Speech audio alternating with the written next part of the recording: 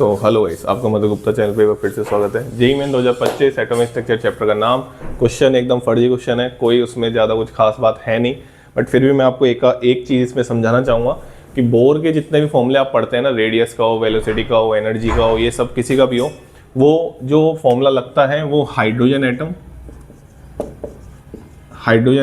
And hydrogen like atom पे लगता है।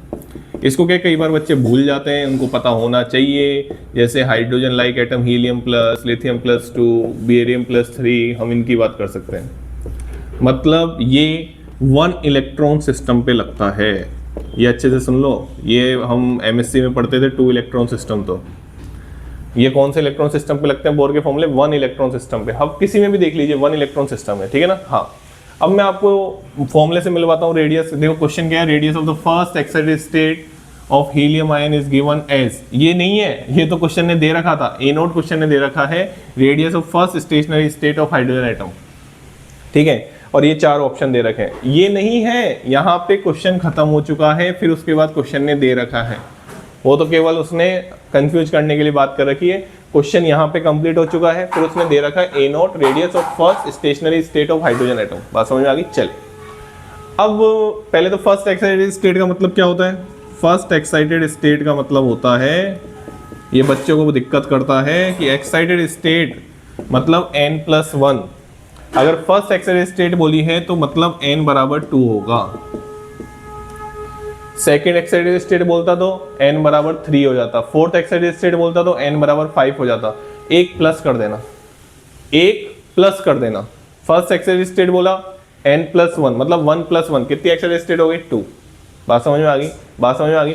वहां पे n का नंबर क्या होगा जो एक्साइटेड स्टेट बोल रहा है। जैसे सेकंड एक्साइटेड स्टेट बोला तो n बराबर कितना हो जाएगा? 3। 1 + 2 कितना हो जाएगा? 3। चलिए, अगर ये बात हमको समझ में आती है तो Rn का फॉर्मूला मैंने एक वीडियो में बता चुका हूं, फिर भी मैं वापस बता देता हूं।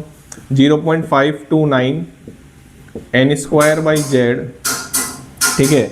और इसको हम किस में लिखते हैं? एंगस्ट्रॉम में लिखते हैं। अब बच्चों को मान लो ए नोट याद नहीं है, ए नोट की टर्म से फॉर्मूला याद नहीं है, तो क्या रटने की जरूरत है? क्या नहीं है रटने की जरूरत। क्वेश्चन ने क्या बोला है? ये radius of first stationary state of hydrogen atom है। आइए तो यहाँ पे क्या करते हैं अपन, पहले तो radius of first stationary state of hydrogen atom क्या दे रखी है? A note 0.529।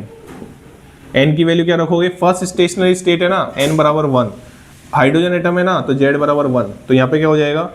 1 × 1 एंगस्ट्रॉम। तो ए नोट की वैल्यू क्या आ गई? ए नोट की वैल्यू आ गई 0.529 एंगस्ट्रॉम। ये मैंने क्वेश्चन के लिए नहीं निकाला, ये तो मैंने first stationary state of hydrogen atom के लिए निकाला है। First stationary state of hydrogen atom के लिए निकाला है मैंने ये, ठीक है। अब मैं इस क्वेश्चन के लिए निकाल लेते हैं। अब तो कुछ बचा ही नहीं है क्वेश्चन में, देखिए आराम से।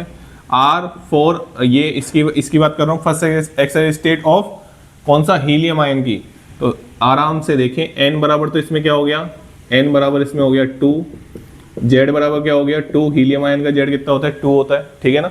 चलिए, अब क्या बचा है इसमें? कुछ नहीं बचा। तो 0.529 ये फॉर्मूला होता है एंगस्ट्रॉम में। n की वैल्यू 2 का स्क्वायर अपॉन z एंगस्ट्रॉम, कितना आ गया ये? 0.529 इंटू, इसको मैं ऐसे भी लिख दूं क्या? देखना भाई, ध्यान से देखना। इसको मैं ऐसे लिख दूंगा 2 × 0.529 एंगस्ट्रॉम। तो बताओ ये वैल्यू कितनी है? ए नोट अभी तो निकाली थी, तो बताओ कितना आ गया आंसर? आंसर आ गया आपका R2 बराबर 2a0।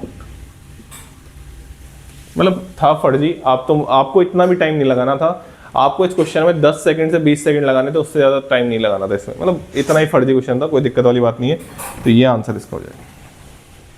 बात समझ में आ गई? चलिए, तो ये क्वेश्चन था। बोर के फॉर्मूले याद रखें। एटॉमिक स्ट्रक्चर में जितने फॉर्मूले याद रखने से भी कुछ नहीं होगा, अप्लाई करना आना चाहिए, यूनिट कन्वर्जन आना चाहिए, इस चीज़ का ध्यान रखें। चलिए, thank you so much. Channel को लाइक करें, शेयर करें और सब्सक्राइब करें।